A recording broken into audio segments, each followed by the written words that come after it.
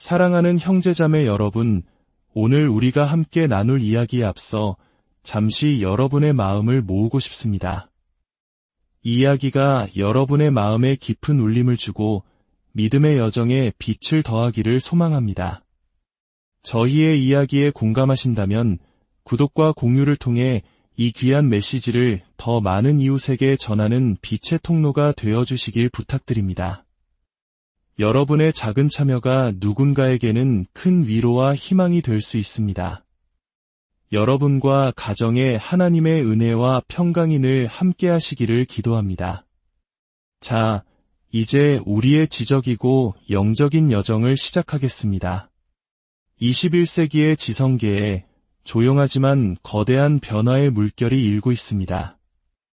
약 2006년에서 2007년 무렵 우리는 신무실론이라는 이름 아래 공격적인 책들이 쏟아져 나오던 시대를 기억합니다. 그 중심에는 리처드 도킨스의 만들어진 신과 같은 책들이 있었죠. 이 책들은 단순히 과학이 하나님에 대한 믿음을 약화시킨다고 주장하는 것을 넘어 종교와 신이라는 개념 자체를 인류 문화에서 완전히 제거해야 할 해로운 것으로 규정했습니다. 과학의 이름으로 신앙을 정면으로 공격하는 매우 거칠고 도전적인 무신론이었습니다. 하지만 그로부터 약 15년이 흐른 지금 분위기는 사뭇 달라졌습니다. 얼마 전 세상을 떠난 저명한 과학자 스티븐 와인버그는 과거 공격적 과학 무신론의 대표주자였습니다. 그는 우주가 과학적으로 이해될수록 우주는 더욱 무의미해 보인다는 유명한 말을 남겼죠. 그러나 오늘날 이러한 관점은 점차 힘을 잃어가고 있습니다. 오히려 많은 지식인들이 비록 스스로를 신앙인이라 말하지는 않더라도 우리 사회가 종교적, 영적 닻을 잃어버린 것에 대해 깊은 우려와 안타까움을 표하고 있습니다. 그들은 진지하게 신앙의 질문들과 씨름하며 그 중요성을 역설합니다. 마치 믿음의 문턱에서 서성이는 듯한 이 지식인들은 믿고 싶지만 마지막 한 걸음을 내딛지 못하는 것처럼 보이기도 합니다. 사실 우리 문화 속의 불신앙이 하나의 거대한 현상으로 자리 잡게 된 것은 19세기 후반 다윈, 마르크스, 프로이트와 같은 인물들이 등장하면서부터였습니다. 이들의 사상은 지난 한 세기 동안 지성계를 지배해왔습니다. 하지만 저는 오늘 이 거대한 지적 흐름들이 이제 그 힘을 다했다고 감히 말씀드리고 싶습니다. 오히려 최신 과학의 발견들이 우리를 전혀 다른 방향으로 이끌고 있기 때문입니다. 우주의 시작이 있었다는 빅뱅 우주론, 생명체가 존재하도록 모든 물리상수가 극도로 정밀하게 조정되어 있다는 미세 조정의 증거들, 그리고 무엇보다도 생명의 가장 근원인 세포 안에서 발견된 방대한 디지털 코드와 정보 처리 시스템. 이 모든 것은 19세기 과학적 유물론의 관점에서는 결코 예상할 수 없었던 놀라운 발견들입니다. 과거 리처드 도킨스는 매우 중요한 질문을 던졌습니다. 그는 이렇게 말했습니다. 우리가 관찰하는 우주는 그 근본에 아무런 목적도 설계도 오직 눈먼 무자비한 냉담함만이 존재할 경우 우리가 마땅히 예상해야 할 바로 그 속성들을 정확히 가지고 있다.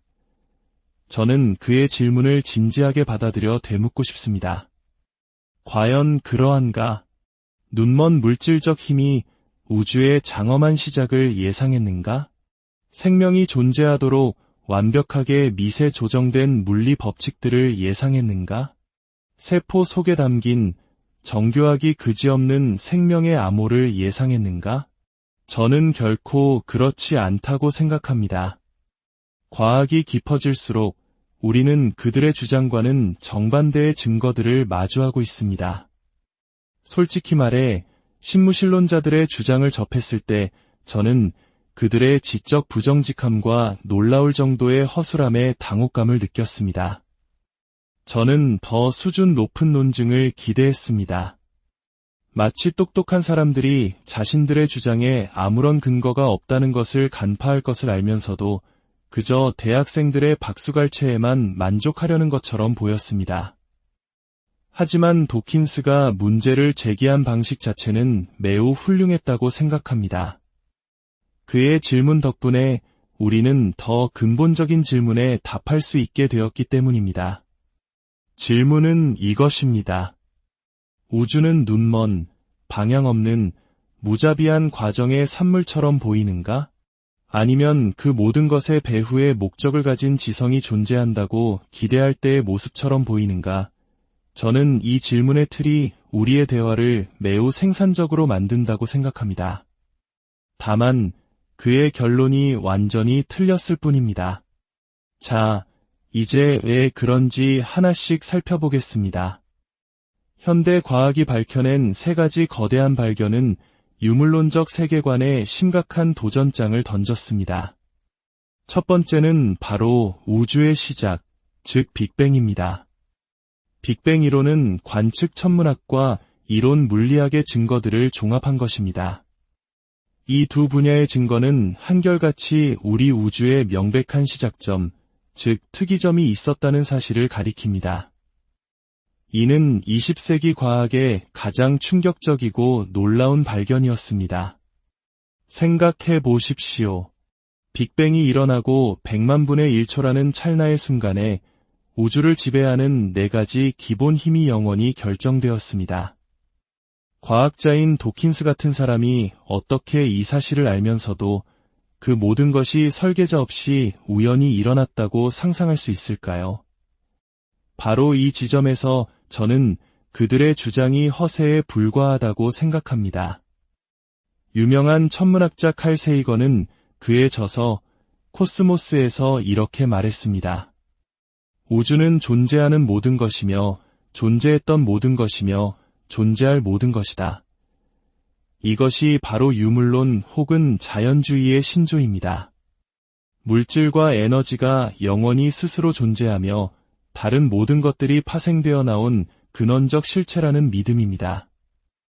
이는 유신론적 세계관에서 하나님이 차지하는 역할을 물질과 에너지가 대신하는 것과 같습니다. 하지만 우주론과 천체물리학의 증거들은 물질 우주가 영원 전부터 존재해왔다는 주장을 지지하지 않습니다. 오히려 우주에 명백한 시작이 있었음을 가리킵니다. 프린스턴 대학의 물리학자 로버트 디키는 이렇게 말했습니다. 무한히 오래된 우주는 우리가 과거의 어느 유한한 시점에서 물질의 기원을 설명해야 할 필요성으로부터 우리를 해방시켜 줄 것이다. 하지만 유한한 우주는 우리를 그 필요성으로부터 해방시켜 주지 않는다. 이것이 유물론자들이 마주한 딜레마입니다.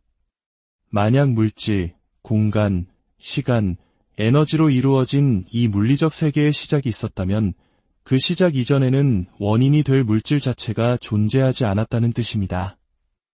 원인이 될 물질이 없는데 어떻게 물질 세계가 생겨날 수 있겠습니까?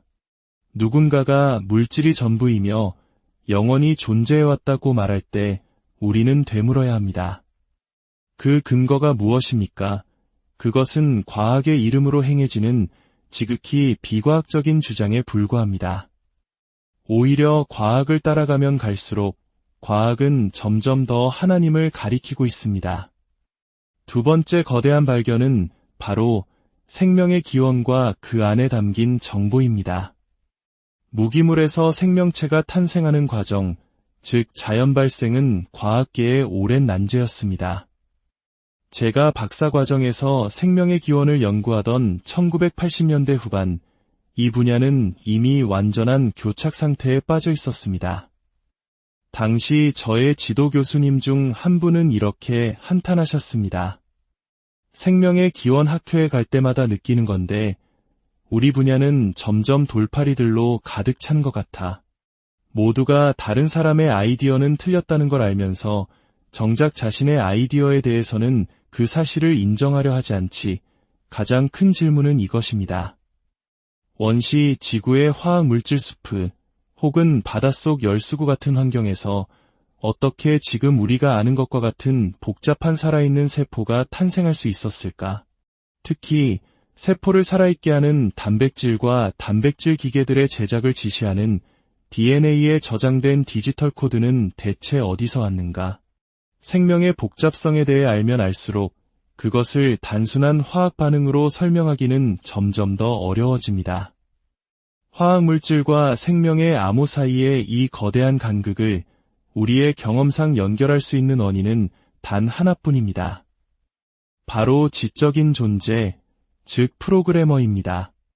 생명의 근원에서 발견된 디지털 코드는 생명의 역사 속에, 특히 생명의 기원 속에 지적 설계자의 활동이 있었음을 가리키는 강력한 증거입니다. 이것이 최선의 설명이라고 주장하는 데에는 아무런 반박의 위험이 없습니다. 왜냐하면 화학적 진화론을 주장하는 그 누구도 이보다 더 나은 설명을 내놓지 못하고 있기 때문입니다. 이해를 돕기 위해 시간을 거슬러 올라가 보겠습니다.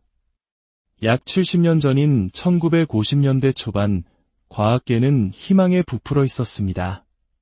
1953년, 밀러와 유리는 원시 지구의 대기와 유사한 환경을 만들어 전기방전을 가하는 유명한 실험을 통해 단백질의 구성요소인 아미노산을 몇 종류 합성하는 데 성공했습니다. 당시 사람들은 우리가 생명의 벽돌을 만들었다. 생명의 비밀을 푸는 것은 시간 문제다 라고 생각했습니다.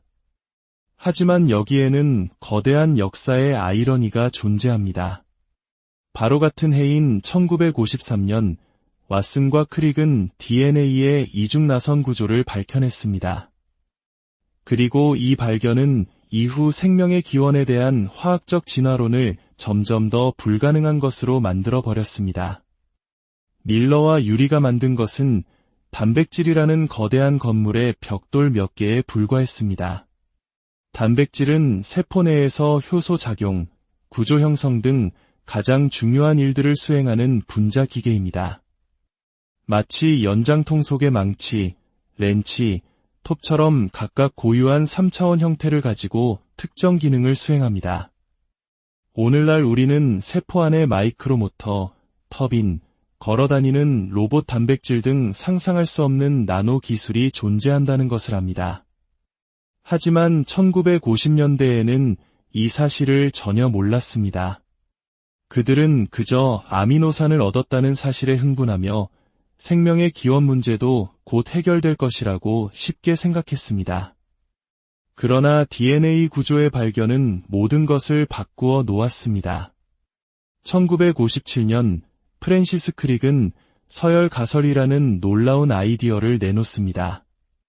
그는 DNA 이중나선 안쪽에 있는 염기들이 마치 그를 이루는 알파벳 문자나 컴퓨터 기계어의 0과 1처럼 정보를 담고 있는 기능을 한다고 제안했습니다. DNA가 정보를 저장하고 전달하는 매체라는 것입니다.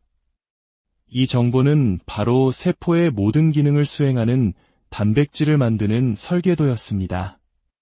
이는 마치 엔지니어가 컴퓨터로 코드를 작성하면 그 정보가 생산 라인으로 전송되어 로봇팔이 비행기 날개에 리벳을 박는 것과 같은 정교한 정보 처리 시스템이 세포 안에 존재한다는 의미였습니다.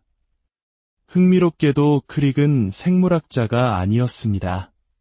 그는 물리학 박사과정 중이었고 2차 세계대전 당시에는 암호 해독가로 일했습니다.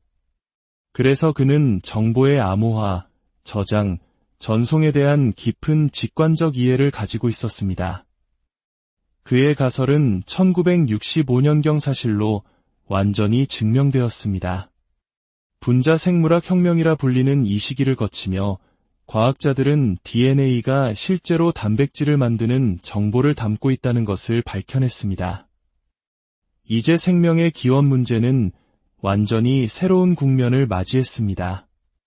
1953년에는 쉬워 보였던 문제가 이제는 거의 넘을 수 없는 벽이 되어버린 것입니다. 단지 몇 개의 아미노산을 만드는 것을 넘어 20종류의 아미노산을 정확한 순서로 연결하여 특정 기능을 하는 3차원 구조의 단백질로 접히게 만들어야 하고, 이 모든 과정을 지시하는 정보 시스템 전체가 어떻게 우연히 생겨날 수 있었는지를 설명해야만 했습니다. 어떻게 그토록 경이로운 복잡성을 눈앞에 두고도 무작위적인 과정이 이 모든 것을 만들어냈다고 계속해서 믿을 수 있었을까요? 바로 이 지점에서 세계관의 문제가 등장합니다. 19세기 이래로 많은 과학자들은 유물론을 기본값으로 설정해두고 있었습니다.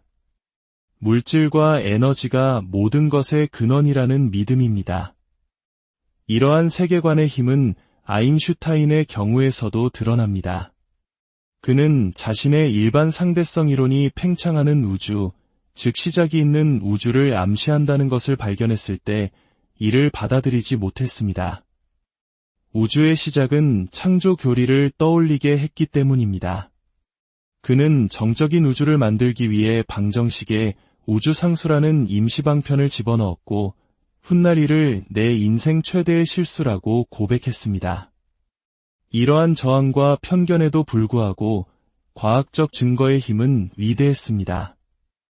많은 위대한 과학자들이 증거 앞에서 자신의 세계관을 바꾸는 지적 정직함을 보여주었습니다.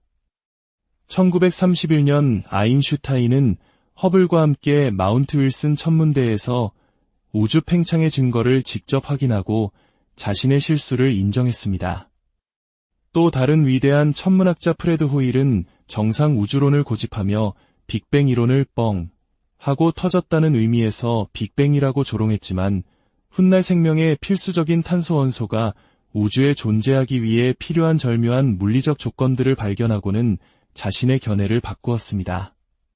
그는 우리가 가진 최고의 데이터는 초지성적 존재가 물리학과 화학을 가지고 장난을 쳤을 때 예상할 수 있는 바로 그런 것들이다 라고 말하며 사실상 설계자를 인정했습니다.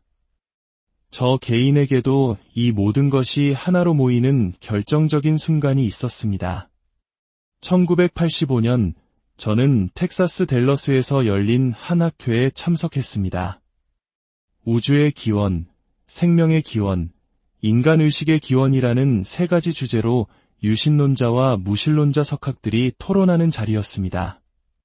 첫 번째 세션에서 당대 최고의 우주학자였던 앨런 샌디지가 연단에 섰습니다.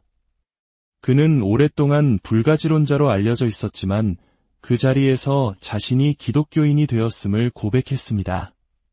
그리고 빅뱅 우주론의 압도적인 증거들을 설명하며 이것은 초자연적 사건으로밖에 설명할 수 없는 증거라고 선언했습니다. 물리적 세계가 시작되기 전에는 그 시작을 설명할 물리 법칙 자체가 존재하지 않기 때문입니다. 과학의 증거가 그를 믿음으로 이끌었던 것입니다. 바로 다음 세션에서는 생명의 기원 연구의 권위자였던 딘 캐년 교수가 비슷한 고백을 했습니다. 그는 DNA에 담긴 정보의 발견이 우리로 하여금 다시 한번 자연 신학적 질문, 즉 자연 속에 나타난 하나님의 증거에 대한 질문을 열어야 한다고 주장했습니다. 그는 과학자들이 세포의 내부 작용 속에서 하나님의 존재 증거를 보고 있을지 모른다고 말했습니다. 그날 27살의 젊은 지구물리학자였던 저는 엄청난 충격과 전율을 느꼈습니다. 유신론자들이 지적으로 대화를 주도하고 있었고 화학적 진화론을 옹호하는 측은 미래에 언젠가는 밝혀낼 것이라는 공허한 약속 외에는 아무것도 제시하지 못했습니다. 세포 속 정보의 발견이 생명 기원 문제의 성배와 같다는 생각에 완전히 사로잡혔습니다. 그날의 경험이 저를 이 문제에 평생을 바치도록 이끌었고 지금 이 자리까지 오게 했습니다. 사랑하는 여러분, 우주는 시작이 있었습니다. 우주는 생명을 위해 놀랍도록 정밀하게 설계되었습니다. 그리고 생명의 핵심에는 지성을 통해서만 생겨날 수 있는 방대한 정보가 담겨 있습니다. 21세기의 과학은 우리를 하나님에게서 멀어지게 하는 것이 아니라 오히려 그 어느 때보다 더 분명하게 그분의 지혜와 능력을 가리키고 있습니다. 이 진리의 빛이 여러분의 삶을 비추고 흔들리지 않는 믿음의 반석이 되기를 간절히 기도합니다. 우리의 이야기를 들어